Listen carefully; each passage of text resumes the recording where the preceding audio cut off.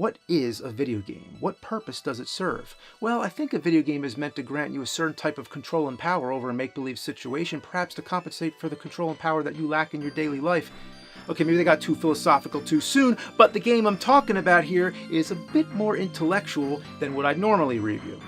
But if you've seen my reviews of Earthbound and Final Fantasy VI, you'll know that the Super Nintendo classics are something that I hold sacred and are a prime era of nostalgia for me. The first time I saw SimCity was in the holy pages of that gaming Bible we call Nintendo Power, the scripture of Volume 28, page 74. "The power of creation is yours, saith Nintendo. You are bestowed the ability to construct your very own city from the ground up and populate it with people." I had never yet heard of such a game before, where instead of playing the role of a space cadet, a marine, a vampire slayer, a sword-wielding hero, or a Koopa-stomping plumber, you are the mayor of a city. Of course, SimCity was originally on PC, published by Maxis, but then it got Nintendo-fied, and that's when I took notice. The Super Nintendo version, to me, is one of the greatest 16-bit games, and it was also one of the North American launch titles, along with Super Mario World, F-Zero, Pilot Wings, and Gradius 3. What an amazing variety to kickstart a new era of gaming. SimCity has its origins in strategy-based games like Utopia on the Intellivision. Yeah, it's come a long way. And even to this day, with the amount of sim games that exist, SimCity might seem a bit antiquated. However, I don't think its simple charm has ever been surpassed. The reason may have something to do with the intuitive, friendly nature of it, the cartoonish aesthetics, the green-haired Don King guy, Dr. Wright, who acts as your personal advisor, and the relaxing music, which puts you in a meditational, thinking mood.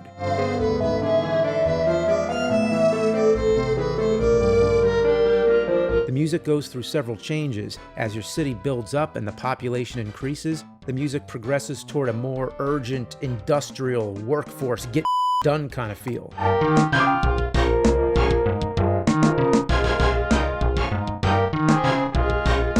It starts as a village, then a town, a city, a capital, and a metropolis, which is the furthest I've ever made it.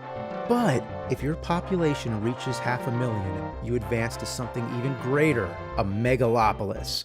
Only in the pages of Nintendo Power and the Super Nintendo Player's Guide had I ever seen images of that fabled Mario statue, which would become your prize. That would be the ultimate achievement, something to brag about. All the ladies would want to you. You got the damn Mario statue in SimCity. But it ain't happening. Yeah, I've always wanted that statue ever since the magazine taunted me. All my life I've been nothing. But I'll show what a nerd is really worth. I will raise my population and create a civilization that will rival the world! The first thing you need to do is select a landform. If you really want to maximize that population, you don't want there to be too much water, because obviously you can only build on the ground. Those rivers cut through your city and mess up your whole strategy, so you need to tell that water to go off. But finding the right landform is a chore in itself, because there's 1,000 of them to choose from. I'm not kidding. You can see right there, counting landform 0, there are 1,000. You think that's enough?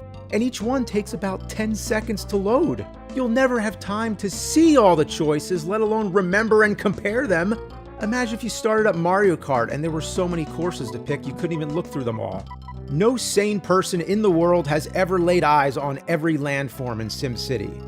Well, at least one. About 10 years ago, someone who was a real trooper actually did it. A YouTuber named 316whatups. Thank you again for your service. We now know it takes 3 hours and 14 minutes to click through every landform in SimCity. And that's if you're not stopping to look at any of them. What were they thinking? When you start building, you have a budget to work with, so you need to spend wisely. Anyone would expect you're going to need houses, roadways, a power source, police and fire departments, all the necessities that would seem like common sense. And though it kind of functions like a real city, it is of course only a video game. Some things don't make sense, like how come there's a population count when all I've built so far are commercial and industrial zones? Where are those people living? Not to mention, when the game starts, the year is supposed to be 1900, and the first thing I build is a nuclear power plant! Certain logic doesn't apply, because logic is for You have to tile the land with a proper balance of 3 different zoning districts, residential, commercial, and industrial. These areas develop on their own. The residential zones, for example, become neighborhoods and then grow into skyscrapers. Other times they become schools or hospitals, which happens automatically at random. All zones need to be connected to a power plant, either by electrical lines or by touching each other in a chain effect. One of the main problems is pollution, which generally comes from the power plants and industrial zones. You can buy a nuclear power plant for cleaner energy, but that costs more money. There also needs to be some kind of transit system like roads, but that causes traffic and more pollution, so you can build railways instead, but again, more expensive. Another big problem is crime, so you need to put police stations all over. Why does the police radius need to be so extreme? The amount of crime in SimCity rivals RoboCop's Detroit. One way to gauge the issues is to look at the public poll. The citizens will tell you how well they think you're doing as mayor and what they think the biggest problems are. Then you can decide how you want to allot your funds to address those problems. For example, they say traffic is bad, so I build more roads. Then they demand a stadium, so I build a stadium, which makes more traffic. So I demolish the roads and replace them with railways, and then they find something else to complain about. Every now and then, Dr. Wright appears, who, by the way, is named after SimCity creator Will Wright. He gives you advice and sometimes just comes in to compliment you that everything's going all right. He congratulates you on reaching a new population level, awards you with fun little zoning districts like an amusement park, a zoo, and even your very own house as mayor. But if things are going wrong, he'll let you know that pollution is high, crime is rampant, or if there's a disaster. This could be fire, flood, plane crash, tornado, earthquake, or Bowser attack. In the original PC version, it was a Godzilla-type monster, but Nintendo just couldn't resist. It had to be Bowser. You have the option of playing entire scenarios where you have to solve these disasters. They're based on real cities like San Francisco, Boston, Rio de Janeiro, etc. And of course, the problem in Tokyo is the monster. If you beat all 6 scenarios, you'll have to handle UFO attacks in Las Vegas. But back to the task at hand. I want to raise the population to 500,000 and get that Mario statue. You're going to need money, not just to build stuff, but to maintain roadways and stuff. So where does that money come from? From taxing the citizens. But if you raise the taxes too high, they get upset. So you lower them, but then the roads start crumbling. You're stuck between a rock and a hard place. Either you run out of money or people leave your city. So that's where the cheat code comes in. Ever since I saw it in that player's guide, it became mandatory. At the end of the year, when the tax screen pops up, hold L, leave the screen, come back, make sure funding levels are at 100%, and then, if you release L at the right time, now you have $999,999. Yeah, that'll be enough to keep you going. Now you can build almost infinitely, all the nuclear plants, airports, seaports, and as many stadiums as the citizens want. Nothing can stop you now. However, it still doesn't get you the megalopolis of 500,000 people. That you're going to have to earn by building strategically. So if I'm going to do this, I just have to do it. There's 3 methods I'd say to build your city. The first is the noob method, which is just to place your zones and draw a line of roads and power lines. It's fine, you'll still have fun, but the growth potential is very limited. The second way is the smart method. This is where you pack all your zones together so everything's touching. You group them together in these blocks with your transit system going around. An alternative to this method is leaving a space in the middle of the blocks. Some call this the donut strategy, where you fill in the holes with all those special properties like the banks, casinos, etc. This promotes growth, and in no time, you'll see those zones develop into skyscrapers, except when they become schools and hospitals, but hey, what can you do? But the third method is to play like an insane person, defying all logic and basically trying to hack the game. For example, do you need a transit system? Yes, but just a little strip of railway every now and then is enough. Can you imagine getting on a train that only goes 1 block? That'd be some itinerary. The most tedious part of the game is waiting for tax season. It's the only way to progress when funds run out, but the years drag on pretty slow.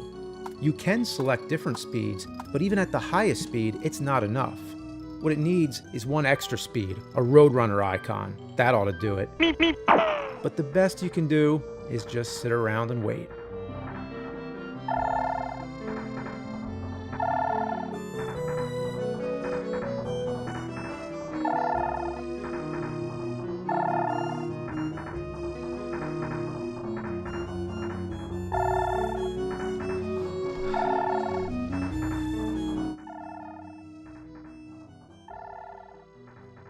I can review a whole other game in the time this takes. Any game.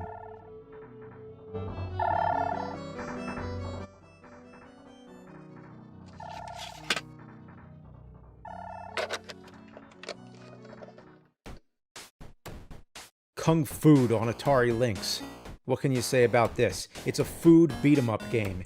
It opens with a cutscene, but without any text or explanation. I see what looks like 2 security guards who get knocked over as some guy runs out the door, goes into a pickup truck, and speeds away.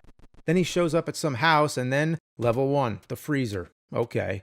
Now you're some green dude beating the out of food, I guess? There's a lot of potential here, but I don't know what kind of food these enemies are supposed to look like. I do see tomatoes and carrots, I guess, but are those typically what you put in the freezer? Couldn't they have popsicles, ice cubes, frozen pizzas, ice cream sandwiches? Well, the good thing about tomato enemies is that when you destroy them, it looks like blood. By the way, I got some more money in SimCity, but I'm gonna keep saving up. Kung Fu sounds like a fun concept, but it's unplayable due to the clunky controls and awful hit detection. You can spend close to a minute trying to chase down one enemy. You have to precisely line yourself up toe-to-toe in order to hit anybody. Come on! Come on, you see this? This is the most rotten food game I've ever played. Though it's pretty awesome seeing your character melt down to a skeleton. That's totally unexpected. I thought he was made of broccoli or something. But it's cool. Also, how many games have you ever played where you can pause the game over screen?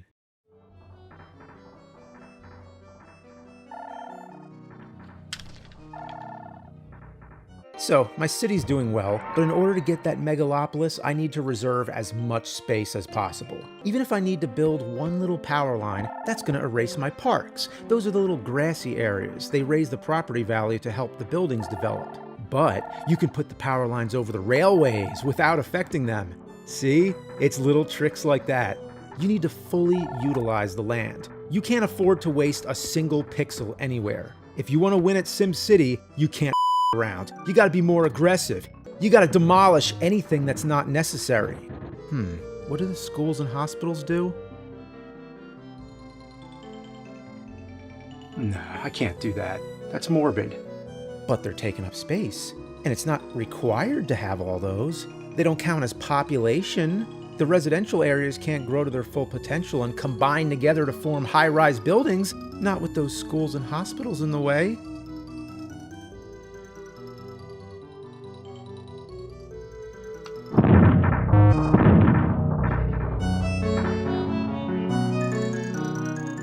Had to do it. That's how you win the game. You have to send bulldozers through schools and hospitals. That is some dark.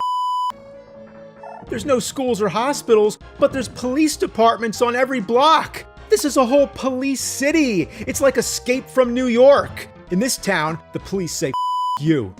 You thought SimCity was a utopian dream. It starts with that twinkling music that sounds so charming and invokes the feeling of aspirations and fantasies toward a hopeful future. But really, it's a deep, dark dive into a dystopian nightmare. In this city, profit and corruption reign supreme. You're not just building a town, you're building a monument to mankind's folly, an unholy labyrinth of concrete and steel strangling a fractured society. It's a place where the smog smothers the sky, extinguishing any ray of sunlight, just like the rays of humanity's optimism. The blind obedience of the citizens keeps the elite in power as they cower in the shadow of the wealthy.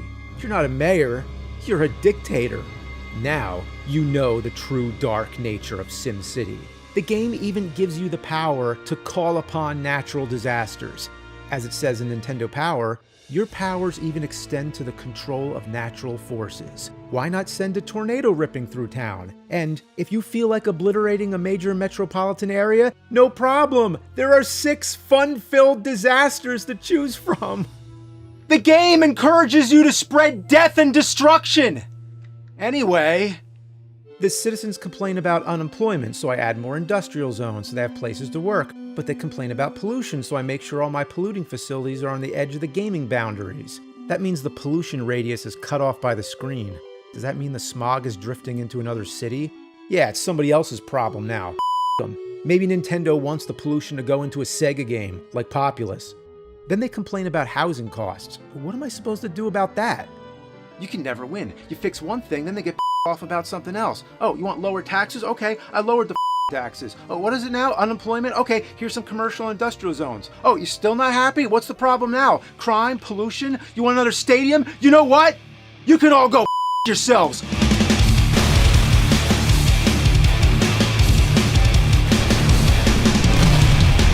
Yeah, you. How do you like that? Want some tornadoes? Earthquakes? I'll give you the works. Bowser's gonna take you to hell. And if I haven't already made it clear, let me spell it out. You. Let's see what the citizens think of me now. Oh, my approval rating went up. Ho, they're cooperative. They learn. Look what I've got here. A whole civilization of tiny people who will grovel at my feet. Ha ha ha ha ha ha ha! Ha ha ha ha ha! Ah ha ha ha ha!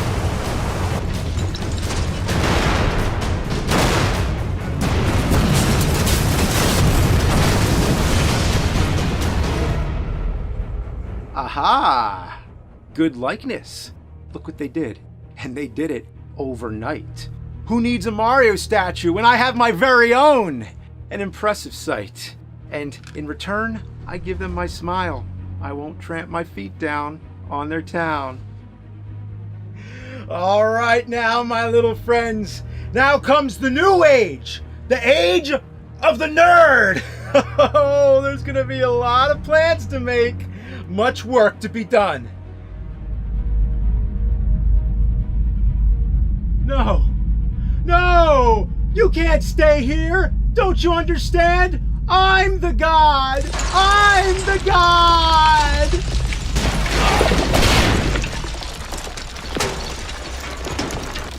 The case of Mr. Nerd, a victim of delusion. In this case, the dream dies a little harder than the man. A small exercise in simulated city development that you can try on for size on the angry video game nerd.